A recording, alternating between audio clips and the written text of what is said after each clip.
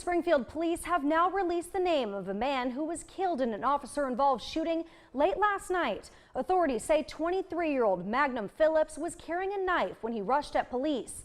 He then tried to take the officer's handgun during the struggle before he was shot and killed.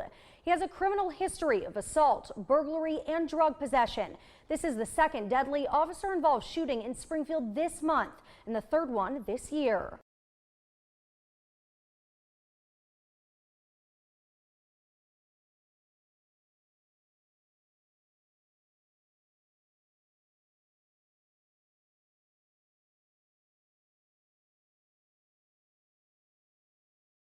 On November 25, 2015, 23-year-old Magnum Phillips had an argument with his fiancée, Amanda, who were to be married on December 31, 2016, so she temporarily locked him out of their house. Mr. Phillips just wanted into his house, so he called 911. While on the phone with 911, he and Amanda worked it out and she let him back in. 911. Personnel said they would disregard the call, but officers still showed up. Officer Colby Helms. Narrative is Magnum took Helms' gun while it's still in Helms' hand and slit his finger in the trigger guard and killed himself. No fingerprints were found on the gun. Helms' time. Helms said when he saw Magnum in the small cluttered bedroom in the corner he had a pocket knife up to his own throat. Magnum told Officer Helms to get away, but Officer Helms, whose duty weapon was already out and pointed at Magnum's chest, proceeded to move in on Magnum.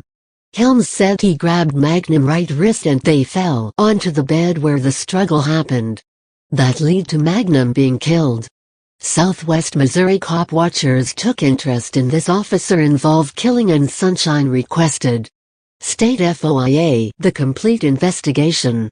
We found concerns in the investigation and have come to a different conclusion than what the Greene County prosecutor came to, which of course was justified.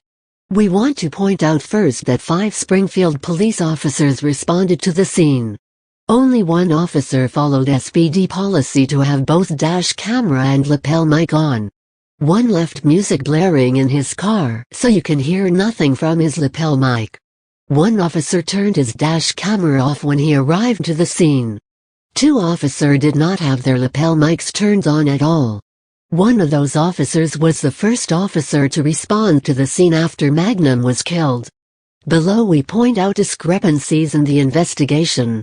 Why did Officer Helms' story change? Corporal Markham was the first officer to respond to the scene after Magnum was killed. He is also the officer to brief the investigating detectives of what happened that night. This would have been the story Helms told him. There is no other way for this officer to know what happened unless Officer Helms told him it. So the first story that is told is once Officer Helms was in the home, he heard a male in the back of the home, which is why he went to the back of the home. Markham told a different version. But that is not the story Officer Helms tells next. He said that while he was in the home he noticed blood drops throughout the kitchen and living room, and that the trail went to the back of the home. He said since he saw the blood drops on the floor he needed to search the home to ensure his and others' safety. May not seem like a big issue, but when it involves a person being killed, every discrepancy matters.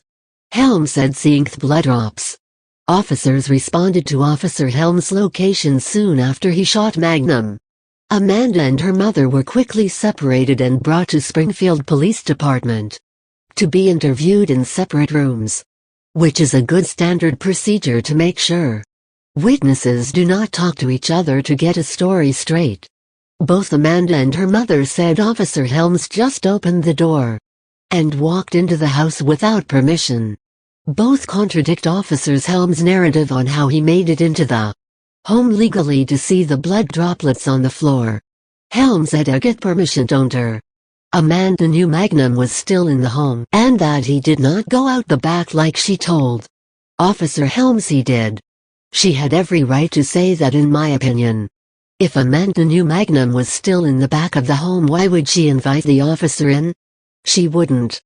2 witnesses in the home contradict Officer Helms' narrative of getting permission to enter the home. Officer Helms did not have his dash camera recording or lapel mic on to record anything that happened that night, so he has no evidence to support his claim of legally gaining entry into the home. Below is what Amanda said. Her mother, who was also in the home, said Officer Helms just walked into the home. Amanda said the officer just walked in. There was no reason for Helms to be there anyways. We heard the 911 tape and are baffled at why the 911 call takers/dispatcher sent officers to that location. Magnum was very calm during the call and respectful. He freely gave his address and phone number without hesitation and asked the 911 call taker if he would like to talk to anyone else there, which he responded, no, that's okay. The 911 call taker did hear Amanda curse in the background, but it was in a normal tone, not one of a raised voice. The 911 call taker thought it might have been because they had gotten locked out, and he put that in his notes about the call. The 911 call taker also said he would disregard the call, so we have no idea why it was sent off to SPD for a possible disturbance. Maybe there is a quota on possible disturbances, we have no idea, but we are baffled at why any officers were sent. Dispatch records. Officer Helms also exaggerated the dispatch called to him. Helms firstly in his report.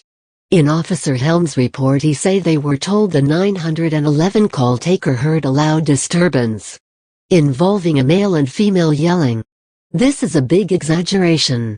There is no yelling heard by the 911 call taker, and he does not put in his notes anything about yelling. The dispatcher that sent Helms and Markham to Amanda and Magnum home did not say there was yelling.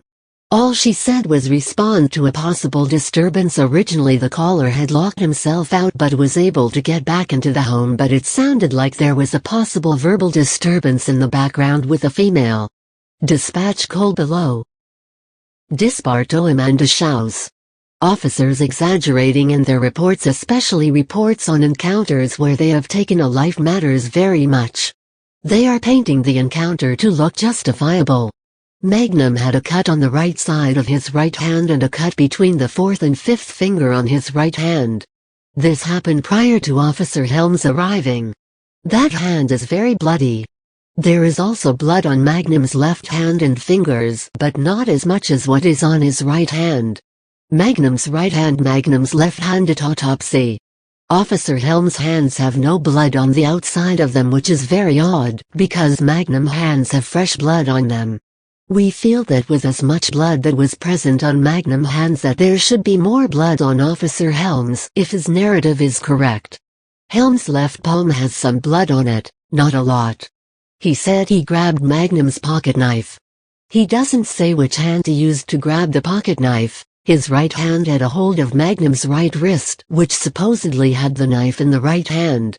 But he might have reached across his body with his left hand to grab the knife, and then toss it to his right side in the corner of the room. That might explain the blood on Helms' left palm, but where is the blood on his fingertips from grabbing the knife? Helms said Magnum used his left hand to try to free his right hand from Helms' grip, so where is the blood transfer from Magnum's bloody left hand to the top of Helms' right hand? Helms said Magnum took his left hand and placed it on his right side and pushed him off at one point to his left. If Magnum bloody left hand full hand touched his uniform, why doesn't his uniform have blood on it? How could blood from his left hand get on the gun, but not on his uniform when he touched his uniform first? Also, Helms said he gave Magnum chest compression. He said he ripped Magnum's shirt open to get better contact with his chest. So he had to move Magnum's right arm from across his chest and down to his side. Where is the blood transfer from Helms' palm to Magnum's chest? His left hand dominates, so we would suspect his left hand would have contact with Magnum's chest, even if his left hand is on top of his right hand. Where is the blood transfer from his left palm to the top side of his right hand? We also believe the fresh blood on the gun would have transferred to his hand when he holstered his gun. To us it looks like Officer Colby Helms cleaned his hands before SPD took pictures for the investigation. Capture a gun. Helmsens palms. Helmsens front. Helms. Magnum was 123 pounds and stood 5'7". Helms weighs 190 pounds plus the weight of the duty belt and vest he was wearing that night and stands 5'11". Helms was on top of Magnum. He said he had a hold of Magnum right wrist and brought Magnum right hand across his chest to press it onto the bed above his left shoulder. Helms said that while he was on Magnum he was straddling Magnum's midsection though. Sherry, Amanda's mom and who witnessed Helms on top of Magnum, said Helms' knees were on Magnum's chest. Helms said Magnum tried to pull away from him before he was on top of him. While on the bed, Magnum took his left hand to try and push Helms off of him. Helms said at one point he lost balance and used his gun hand to balance himself. Helms said Magnum was trying to use his hips and legs to get him off of him. Helms said the entire time he was on Magnum that Magnum was trying to get him off of him. Magnum is heard telling Officer Helms to get back, leave me alone. Officer Helms said that while he was on top of Magnum that Magnum took his left non-dominate hand across his chest and the right arm already across his chest to grab Officer Helms' gun which was in his left hand. Officer Helms said that he